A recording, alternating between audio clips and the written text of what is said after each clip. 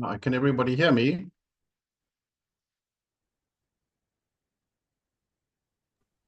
Yes, I can hear you. Thanks, Iranian. I think you're facilitating this today, is that right? Yes. Yes. Hi. Good to see you. We have just about another 3 minutes and then Yeah. we'll be good to go. Okay, good. Should I start my screen sharing so we can just test that out? Sure, go ahead. Hmm.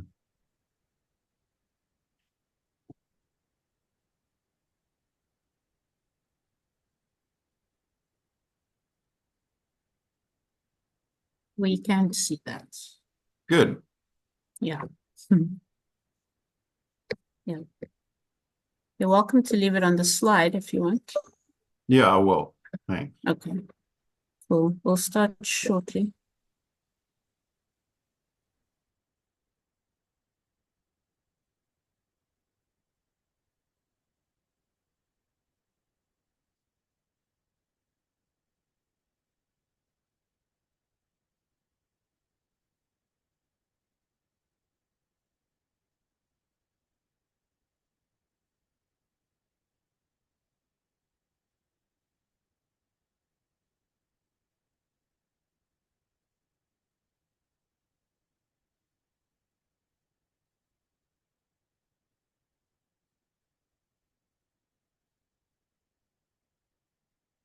Paul, hello. You're muted. Hi. Hi. Now I don't see myself in the group. Maybe I haven't limited myself. I don't know. Well, we can see you. Okay. Okay. Good. And I see that you have the right. So I don't have to see myself. It's okay with me. Okay.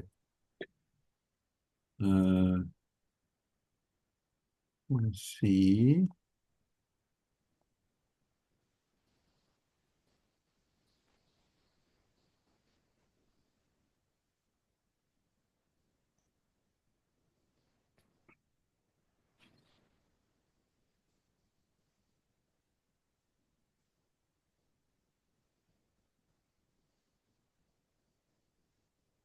Just looking at the number of participants. Okay, so we've got 11 people so far. Um,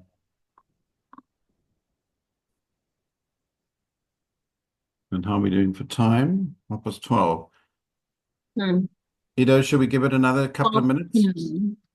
Yes, because I can see some people are joining now again, one or two stragglers. So maybe another 2, 3 minutes, Yeah, sure. and then or 5 minutes even, and then we can go from Yeah. there. Okay. Okay. Just leave a message and then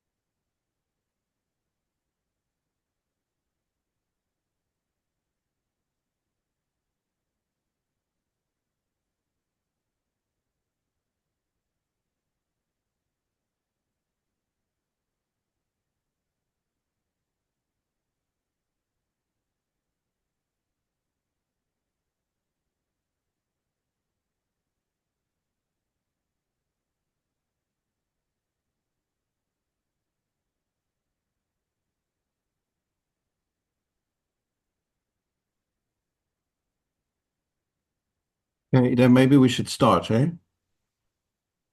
Right. Afternoon, Or at least get everybody. the introductions and everything over with, then we can All we'll right. Good take some afternoon, time. everybody. I am Dr. Irena Pabio. I'm a psychiatrist here at the Department of Psychiatry and Mental Health. So, on behalf of the Social and Responsiveness Committee, I want to welcome everybody to today's lunchtime lecture. And our speaker is Dr. Marc Roffey. So, by way of introduction, Dr. Marc Roffey is a forensic psychiatrist. He has recently retired from his position as a senior lecturer in the Division of Forensic Mental Health at the Department of Psychiatry and Mental Health with the University of Cape Town and Valkenburg Hospital. He's also a certified mindfulness teacher and has a postgraduate certificate in mindfulness interventions through the Institute of Mindfulness of South Africa and the University of Stellenbosch. So today his topic is the polyvagal theory, fact or fiction. So we are happy to listen to that discussion. In the interim, please everybody remember to mute your mics. There will be opportunity for question and answer at the end of the session. The floor is yours, Dr. Roffey. Thank you, Ida. And a warm welcome to everyone. I hope that more people join as we get going. And good to see so many familiar faces. And a special warm, welcome to a guest from Basel in Switzerland. Professor Paul Grossman has been one of polyvagal theory's staunchest critics within the scientific community, and I look forward to him sharing some insights during the discussion. As Ilarenian pointed out in the biographical sketch, I sort of wanted to highlight two professional interests of mine. Firstly, as a forensic psychiatrist, I have a direct interest in trauma and its effects. And secondly, it is within the mindfulness community that I've mostly come across polyvagal theory. I hope to demonstrate in this talk that, in my opinion, it does not really withstand scientific scrutiny and that it is therefore more fiction than fact. Nevertheless, it is promoted by its adherents as legitimate neuroscience and has been taken up as established fact in popular thinking around autonomic nervous system functioning and the latter's role in trauma. Its inherent adherents include those working in the field of mental health and beyond, and include counselors, psychologists, psychiatrists, mindfulness teachers, pain management practitioners, physiotherapists, yoga teachers, art therapists, and life coaches. But it's perhaps in the field of trauma that the idea has gained the most prominence, and it is associated with well-known figures who have popularized this field, including Gabor Mate. Some of these names may be familiar to you. Peter Levine, Bessel van der Kolk, he wrote The Body Keeps the Score, and of course the originator of the theory, Stephen Porges, who proposed it in the early 1990s. He's a psychologist by training and is a professor in the Department of Psychiatry at the University of North Carolina in the States and founder of the Polyvagal Institute. Okay. Now, sorry, I need to work out how to advance the next slide. There we go. Okay, that's working. Right, so by way of introduction, polyvagal theory is complex and derives from knowledge of the autonomic nervous system and its functioning, cardiac physiology, evolutionary theory, phylogeny, which is the evolutionary history of a group of organisms, showing how they're related by common ancestry, and comparative neuroanatomical and neurophysiological features of cardiorespiratory control and responses to trauma between mammalian and reptilian species. And there's a lot of talk of reptiles in polyvagal theory, which we'll get to. So there's a plethora of terms associated to polyvagal theory. And, you know, in the next 40 minutes or so, I can't really do justice to all of them. But I hope that within this short time space, just to give you a good sense of what polyvagal theory is about and some of the problems associated with it. And this is really my take, my opinion on polyvagal theory, and I welcome at the end anybody who has a different opinion or people who find that they may be or drawn to polyvagal theory or benefited from it in some way. But let's start this journey at the obvious place, which is the vagus nerve. So just a very quick look at this. The 10th cranial nerve, the longest one, providing a neural network between most viscera and the brain, hence its name in Latin, the wanderer. It's entirely parasympathetic in function, and its efferent innervations from the various nuclei are supplied to the respiratory system. Importantly for this discussion, the heart, the myocardium, and the cardiac pacemaker nodes, and striated and involuntary muscles, and also glands in the gastrointestinal system. It is also the primary and largest gatherer of internal visceral sensory information from the body, and parasympathetic activation of the ANS leads to a decrease in heart rate, bronchoconstriction, and a relaxation of smooth GRT muscle, popularly known as the rest and digest phase of autonomic function. Here's a very quick graphic showing at the top the contributions to cranial nerves 3, 7, 9, and 10, and then most of the viscera on the right-hand side and the bottom as just described. This is an important slide, so I do want to stay a bit longer here. This is a cross-section through the midbrain in the brainstem, and on the left you'll see the two motor nuclei. In purple, the dorsal motor nucleus of the vagus, or the DMNV, as it will be abbreviated in the rest of this talk, and the nucleus ambiguus. And I just want to, so I was just putting on my timer. So what's important is that the dorsal nucleus primarily innervates the GIT, and the nucleus ambiguus regulates cardiac rhythm in an inhibitory way, meaning that it will, lead to a slowing of the pulse. So this is all, the conventional view of the autonomic nervous system is, as we conventionally understand it, the parasympathetic, and then it's sort of polar opposite, the sympathetic.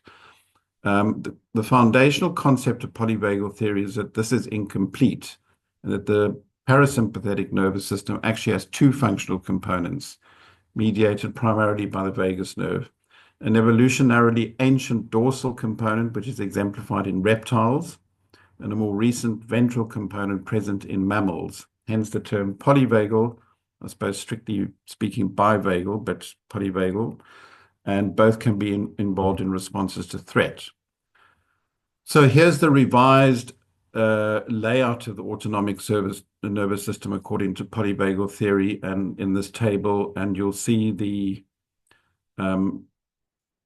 the columns is the neural platform followed by evolutionary age and then the function. And if we look across, the DMVN is apparently the ancient reptilian part of the vagus nerve. It's ancient in terms of evolutionary age, and it's primarily responsible for immobilization as a response to threat. The sympathetic nervous system gives rise to the well-known fight or flight response, and the more recent and mammalian ventral complex, in the center of which is the nucleus ambiguus, is most recent and accounts for sociability. But just a quick note that polyvagal theory provides no evidence to support this proposed evolutionary age of the three components. I want to really not spend much time on this, just to say that the complexes as used in polyvagal terminology really center around the dorsal nucleus and the nucleus ambiguus respectively. So what is the argument? What is the narrative that of polyvagal theory? Well, it really starts from this essential first premise, which is that mammals evolved from reptiles. And the control of cardiac and respiratory rhythms in reptiles is mediated by the ancient dorsal vagal complex. Mammals are social, and this is facilitated by the modern ventral vagal complex. And the sociability is due to the fact that there are connections between the vagus and other cranial nerves, and between the vagus and the heart and the lungs. And at some point, this is conceptualized as forming a social engagement system, because the head can turn and engage and There's facial movements and speech and so on. Also, in the other way that this is important, the ventral vagal complex, is that in newborns, in mammalian newborns, which are completely dependent on care by their maternal care, there needs to be a coordination between feeding, swallowing, respiration, and cardiac functioning. And this is all, according to polyvagal theory, mediated by the ventral vagal complex. Reptiles are asocial and lack ventral vagal circuits. They will typically respond to threat by immobilizing and freezing. And under duress, when prosocial responses fails, mammal will display reptilian cardiac response, a bradycardic cardiac response, and a threat response such as freezing or immobilization, and this is mediated dorsally. I know this is all quite complicated, but I hope that it's making sense. And how does this happen? Well, it occurs through a process of dissolution or evolution in reverse. So responses to trauma will occur in a stepwise manner determined by each response's evolutionary age, starting with the most modern.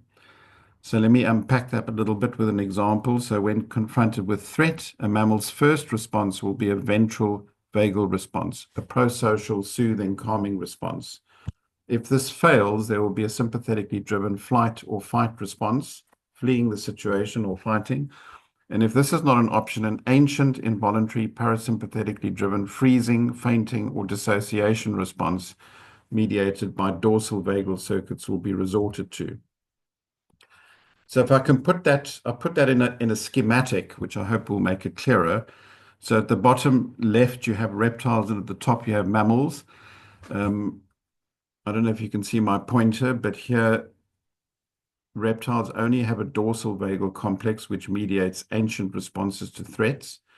And polyvagal theory suggests that we have sort of ascended along an evolutionary line from reptiles, and in the process, we have evolved a ventral vagal complex which mediates modern responses to threat, which are soothing and prosocial. And this is unique to mammals. I need to take a quick detour, which will make sense later. And this is the polyvagal paradox, and this is how the whole polyvagal journey started. So the vagus nerve plays a significant role in producing heart rate variability, which is the variability in beat-to-beat heart rate, which normally occurs in health and which is compromised in various medical conditions and declines with age. Conversely, vagally metered bradycardia, which is life-threatening, so a life-threatening slowing of pulse occurs in fetal distress and also in immobilizing, freezing, etc. responses to threat. Stephen Porges did some research early in his career in neonatal and units and labor wards, and took note of this well-recognized phenomenon that in fetal distress or neonatal distress, there is bradycardia, and wondered, how can this be possible? How can there be a life-threatening vagal mediated response on the one hand and a life-promoting on the other? And the solution to this, according to polyvagal theory, is that when distressed, mammals will sort of evolve backwards and mount a response which is mediated through the dorsal vagal nucleus. And this provides a solution to the paradox. However, there are numerous problems with this, and I'm going to quickly go through them. In the first instance, let's just have a look at the slide again, which I showed earlier. Dorsal nucleus at the top, the nucleus ambiguous at the bottom, both motor. The dorsal nucleus does not significantly affect heart rate, and this is quite consistent in the literature. It only provides 20% of cardiovagal neurons, and these primarily affect ventricular contractility, and it's the nucleus ambiguous which actually contributes the majority of neurons, and these are chronotropic, meaning these will cause a slowing in heart rate. The second fundamental problem is that mammals did not, in fact, evolve from reptiles or from a reptilian ancestor common to both. And I hope that the schematic demonstrates that. Amniotes preceded both, and then about 320 million years ago, there was a evolutionary divergence. On the left, synapsids, from which modern mammals are descended, and reptilia or reptiles on the right, from which modern reptiles are descended. And you can see this was a long time ago. Here's a schematic which perhaps puts it more visually, in a visually appealing way. So reptiles on the right and mammals on the left. And of course, birds are the modern descendants of ancient reptiles. Here it is again, and here it is again. And I'm just showing you numerous representations to show that this is well established and has been elucidated to a significant degree in the paleontological literature. This brings me to the next point, which is directly related to that, and some the older members of this meeting will be familiar with this, the MacLean's triune brain model, which suggested that there are successive layers like shells of the modern human brain, and at the center of it is a primitive lizard brain, then there's a mammal brain, and then there's the neocortical human brain. What's interesting is that this was directly credited by Stephen Porges as providing a framework from which polyvagal developed. Paul MacLean developed this idea in the 1960s, and indeed it was popular for several decades, but it has been discredited by modern neuroscience, and I've got some references which talk about neural networks in the connectome as being the current paradigm. So the next problem is that the threat responses which polyvagal theory suggests are older in reptile species actually occur across vertebrate species, including mammals, reptiles, birds, and fish. And I hope that this schematic demonstrates that they evolved at equal times in our evolutionary past across the various species, and they are therefore not responses which are older in reptiles compared to mammals. They are equally old in both. Here's an extract from an interview which Stephen Porges gave, and I'll read it to you. Immobilization, bradycardia, and apnea, or slow or absent breathing, are components of a very old reptilian type of defense system. If you go to a pet store and look at the reptiles, what do you see? You don't see much behavior because immobilization is the primary defense system for reptiles. So polyvagal theory consistently and stereotypically portrays reptiles as torpid, sluggish, frozen creatures. And, you know, anybody who's seen a cat trying to catch a lizard or a gecko will know that they can be anything but. And this kind of thinking and reasoning propagates the myth that human brains have reptilian components and endorses the trope that some aspects of human behavior are reptilian. And it's really essentially endorsing the triune brain model. So moving on, let's look at involuntary responses to threat, because there's a lot is known about them. They include vasovagal syncope, or popularly known as fainting, freezing and immobilization, and dissociation. All except dissociation have been observed across vertebrate species. We don't know if animals dissociate because we can't ask them if they do. Only fainting and freezing are clearly associated with bradycardia. In the initial stages of freezing, sympathetic and parasympathetic activation occurred simultaneously. Now, this is important because you'll remember that polyvagal theory predicts that all the responses are characterized by bradycardia because they're mediated through the dorsal nucleus. Certainly in dissociation, findings are ambiguous. And in immobilization, there can be also ambivalent findings, tachycardia and or bradycardia. The other important thing is that dorsal and ventral vagal circuits are involved. So, for example, in fainting, the dorsal nucleus, because it provides innervations to the GRT primarily, will cause voiding of abdominal contents, and the ventral nucleus ambiguus will cause bradycardia. The bradycardia is functional and adaptive. In fainting, it may serve as a cardioprotective mechanism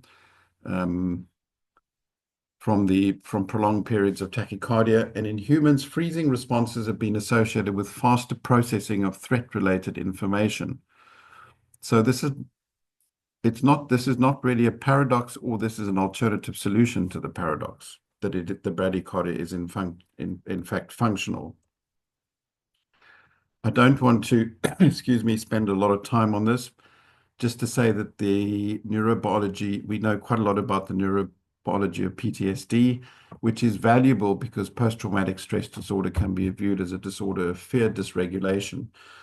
And if you do want to take anything from this slide, it's just that the bold sections show that there are multiple areas of the brain and other parts of the body which are involved in threat responses. And one of the criticisms towards polyvagal theory is that it reduces everything very simplistically to just the vagus nerve. So bringing up the slide that I showed earlier, I'm arguing that it's actually an incorrect perspective, hence the big cross at the center. We do not both of these nuclei, which you can see with my pointer, are in fact present in both reptilian and mammalian species, and we do not evolve backwards. That's a very implausible mechanism, which I'm going to look at a bit more closely in a minute. So you may remember that polyvagal theory, one of its arguments is that it really rests upon this its assertion that ventral mechanisms are absent in reptiles, whereas in fact, and there's a lot of literature if you look on the bottom of the slide, there is considerable concordance between ventrally mediated cardiopulmonary control circuits across all vertebrates, and they are not unique to mammals. We can skip the next sentence, and then here's something interesting. The ventral control of cardiac rhythm is also present in rays, salamanders, toads, and lungfishes. So these are amphibious and aquatic creatures. Lungfishes are particularly interesting. They're a very primitive life form, and their ancestors probably emerged about 400 million years ago, so a lot longer than the divergence between mammals and reptiles. And they have an analog of the ventral, of the nucleus ambiguous, and control of cardiopulmonary rhythms and regulations is mediated similarly with vagal and dorsal mechanisms. The other thing is that reptiles display complex social behaviors. They're in fact a lot more cognitively and socially adept than we generally give them credit for. And a very good article which really offers quite a sound rebuttal to polyvagal theory is this one by Doody et al. In 2023, where they unpack that a little more. This is one of my favorite issues with polyvagal theory, because it just doesn't really make sense. Dissolution.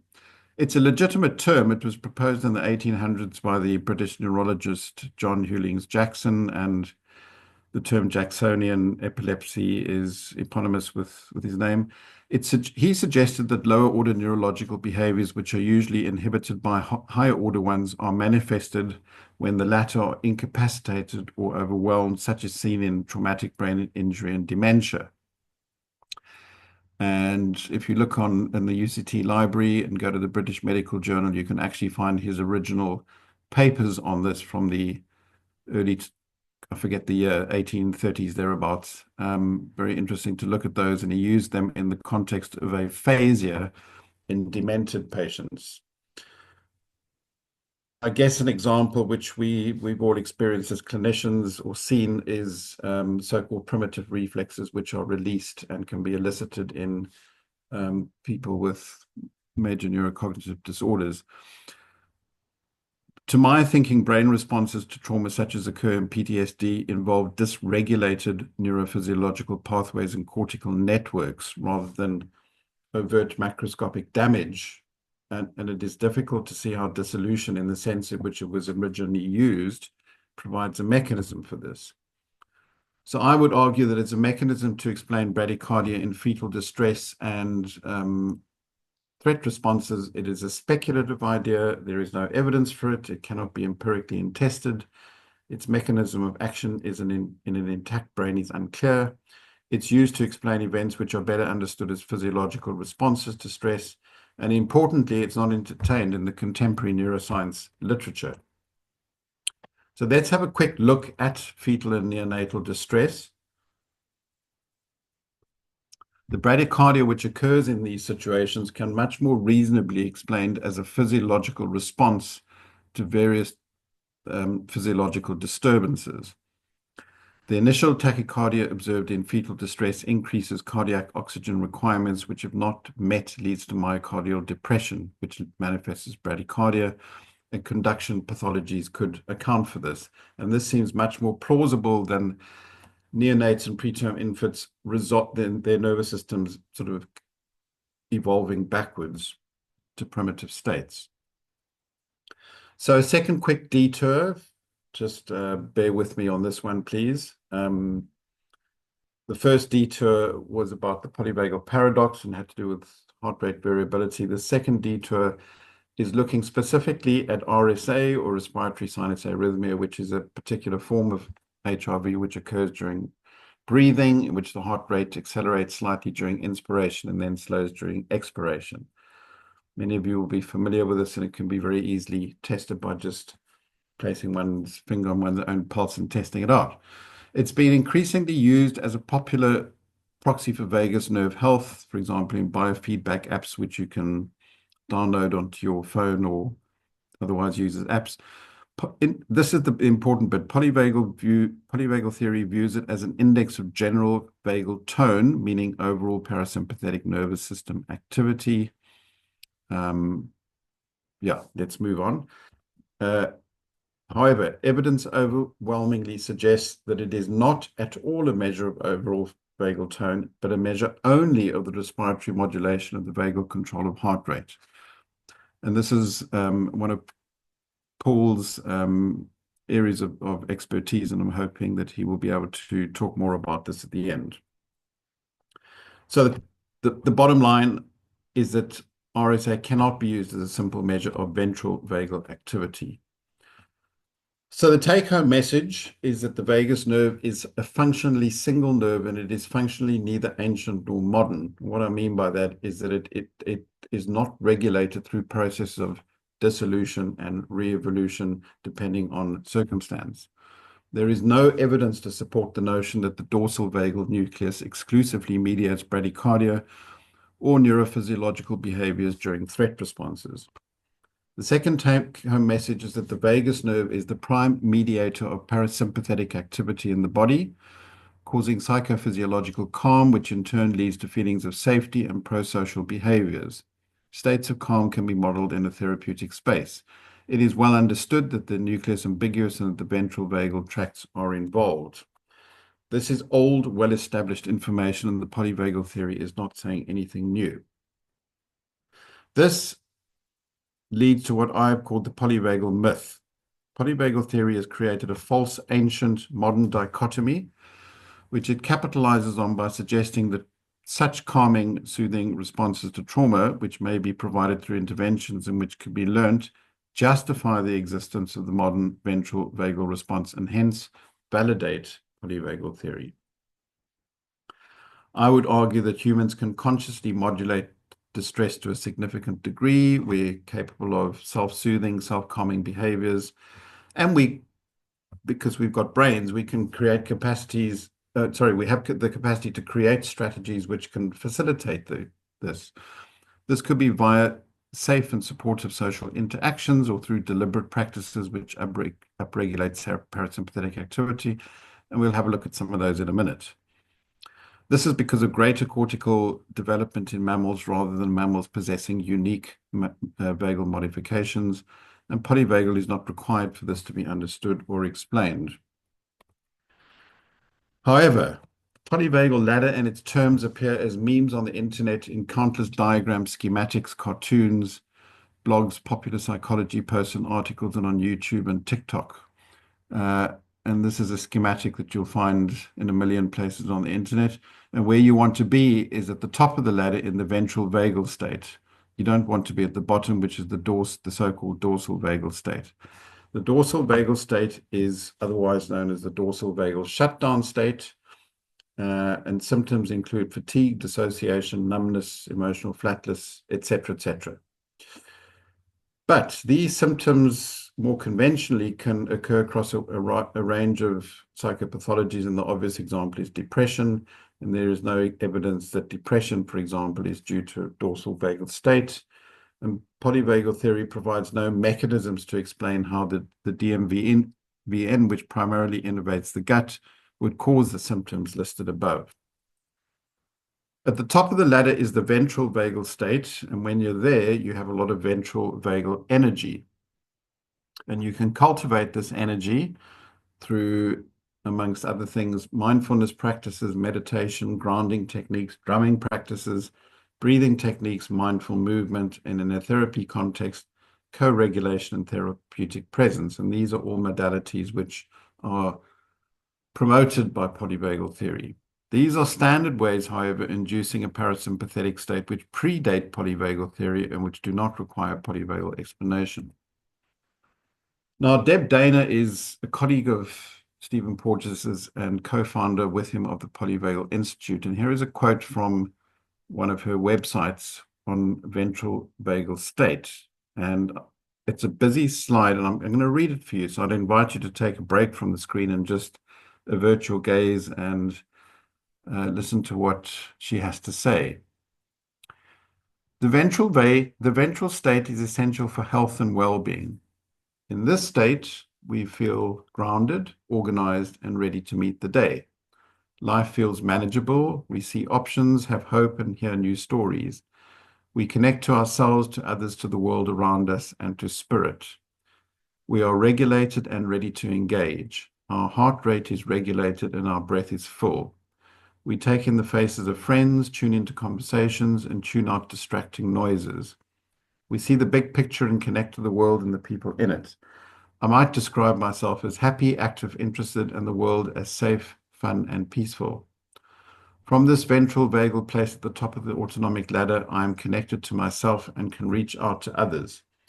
Some of the daily living experiences in this state include being organized, following through with plans, taking care of myself, taking time to play, doing things with others, feeling productive at work, and having a general feeling of regulation and a sense of management.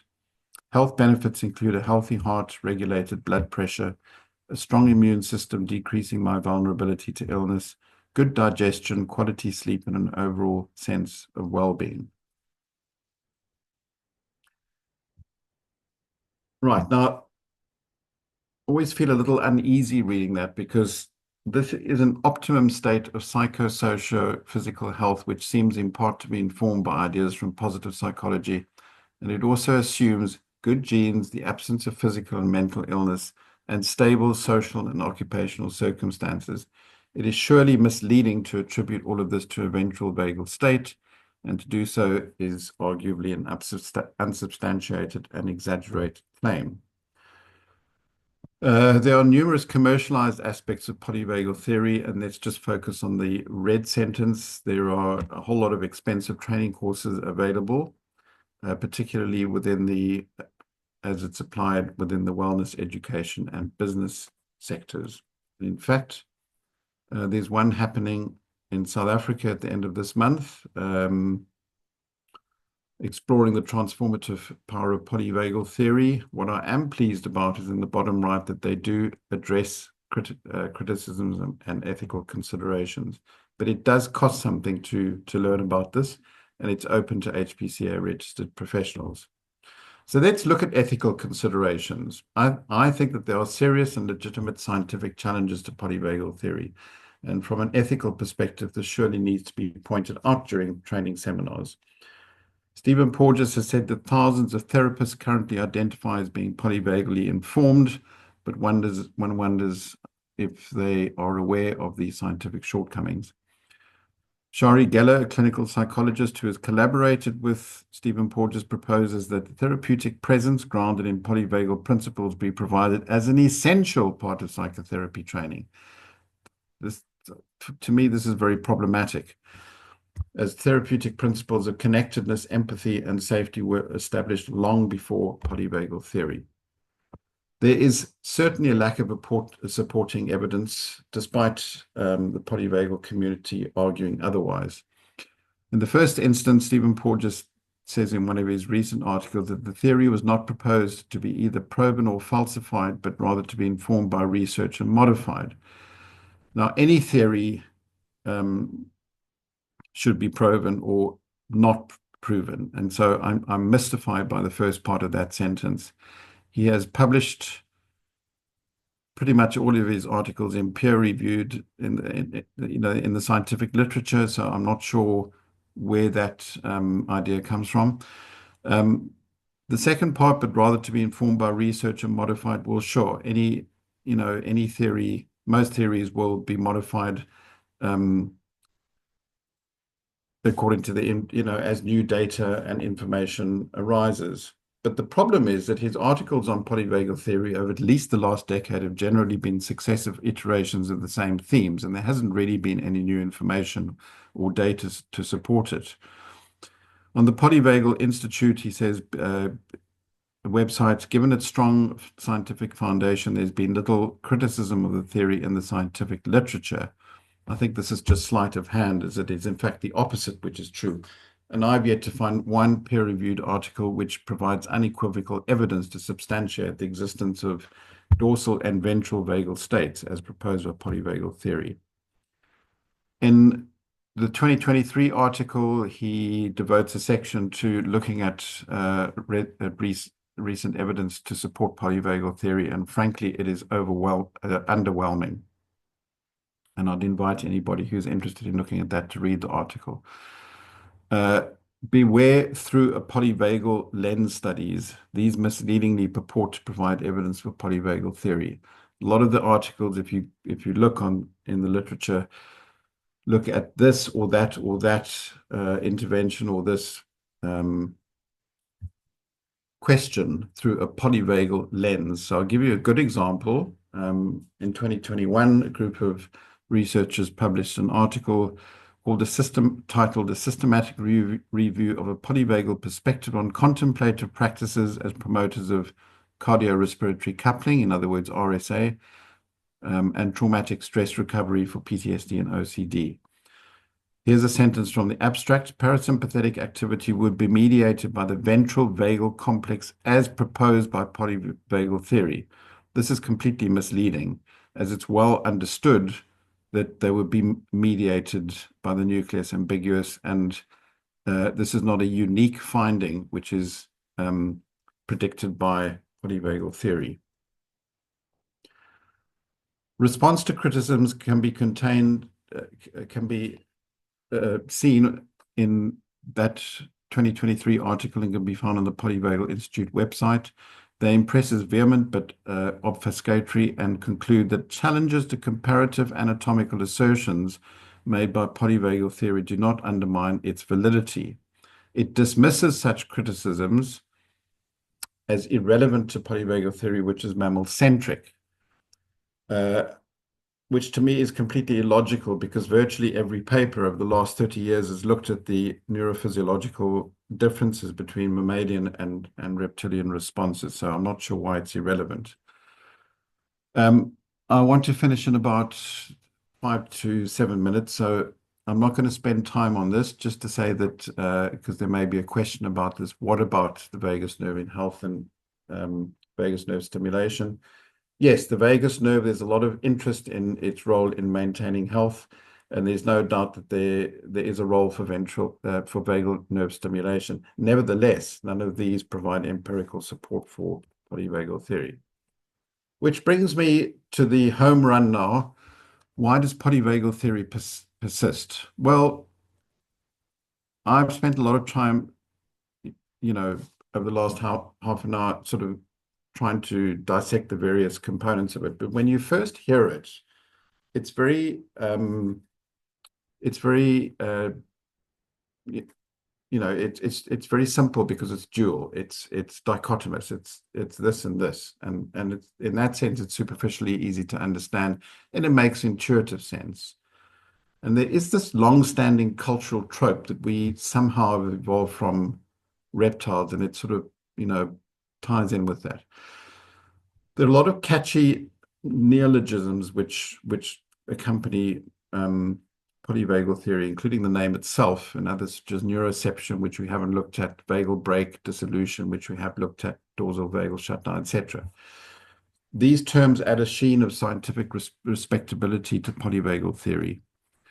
And I've mentioned that it reduces the complexity of autonomic functioning to a simple dichotomy, which is appealing.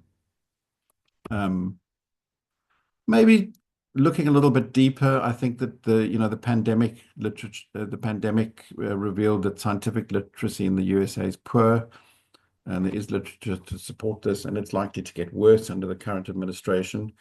That period was also characterized by the proliferation of misinformation and conspiracy theories, and fostered a mistrust in conventional medical science. Aspects of such thinking have persisted and be taking up within political and other spheres, especially in the US. And it may be within this paradigm that the polyvagal theory continues to flourish.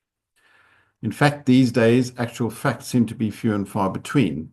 So maybe it's easy for people to, when they hear something repeated often enough, well, it's a fact, okay? There's a dorsal response and a ventral response. We are descended from reptiles, etc. The other problem here is that polyvagal assertions are invariably stated by its proponents as fact, and are very easily accessed on the internet. Having said all that, its central message, which is that distress can be addressed through autonomic regulation, is to some extent plausible, although this is not new information. And perhaps polyvagal appeals at a time when the burden of trauma and emotional distress in the world is increasing at an accelerated pace. If there's one component or concept or construct in polyvagal theory which can be salvaged, for me personally, it's the concept of the social engagement system.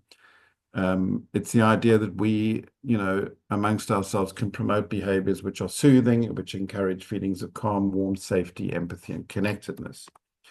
But it even gets the science of this wrong, overstating the role of the cranial nerves. So the facial nerve is not connected directly in any way to the vagus nerve, and the vagus nerve does not, for example, innervate facial muscles. So in conclusion, in my opinion, polyvagal theory promotes incorrect ideas about autonomic nervous system functioning, and in my opinion, it's pseudoscience. Vulnerable trauma clients, I think, deserve better explanatory models, but they are told by polyvagal informed therapists that they can achieve a ventral vagal state through polyvagal informed interventions. For me, this is problematic, as dorsal and ventral vagal states appear to be contrivances. I would argue that neurophysiological responses to trauma are relatively well understood and do not require a polyvagal explanation. So I'm going to open up now 3 points for discussion. I have strongly presented my own perspective, but I'm very open to perspectives which support polyvagal theory. I'm intrigued by this topic, and I'm very happy to hear perspectives from people who think that it is maybe a helpful part of public discourse around trauma.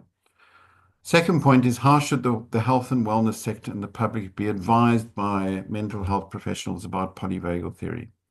As an alternative paradigm to conventional explanations and general well-being, do we advise that it's probably pseudoscience and individuals can decide for themselves about its validity, or do we a little more assertively challenge it as a legitimate way to understand trauma and discourage its use? And the third point is really related to this: how do we, as the mental health community in South Africa, how should we amongst ourselves view polyvagal theory? South Africa, needless to say, is a country with endemic rates of violence and trauma, and a high mental health burden arises from this. Estimates are that in sub-Saharan Africa, prevalence of PTSD is as high as 30%, most of it undiagnosed. And what is our position on polyvagal theory as an explanatory model and as a model for treating trauma? And should there be some sort of position or consensus statement around this? And thank you very much for your time. I appreciate everybody listening to what I know was a long and information-rich talk. I've written something on polyvagal theory, which you can find in ResearchGate if you want to read about this, take it in more time. And I've got, references are available. And with that, thank you very much. And I look forward to hearing what people have to say. Thank you, Dr. Roffey, for that insightful, thought-provoking talk. It is quite an interesting topic, but what I found very interesting was the more you spoke, as questions would come to mind, almost immediately you would address it. So why was it persisting, considering there were so many pointers against the theory, for example, or the ethical aspects of it. But what I'm going to do is open the floor. If anybody has some commentary or questions or answers to those questions posed by Dr. Roffey, please put up your hand or unmute yourself and ask a question.